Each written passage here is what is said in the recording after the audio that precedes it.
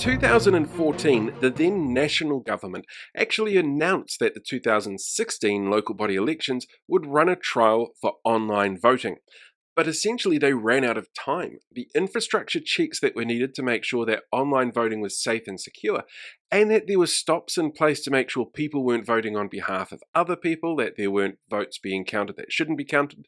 They just didn't have the time to do it. So that plan was scrapped for the 2016 election. In the 2019 election, 9 local councils volunteered to take part in a trial in online voting. But when the cost of that ballooned out to $4.2 million, it just became so cost prohibitive to be able to do this system that they scrapped it.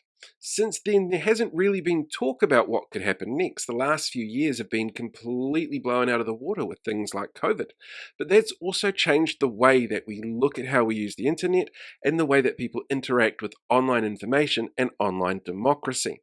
So this is essentially going to be the last hurrah for postal ballots, because if anything, the low voter turnout has shown it just doesn't work anymore. But we'll deal with that in a different clip, because that's a little bit more complicated than just postal ballots not working. So yeah, that's the reason we don't have online voting. They ran out of time, they couldn't make it secure enough, and it costs way more than they expected it to.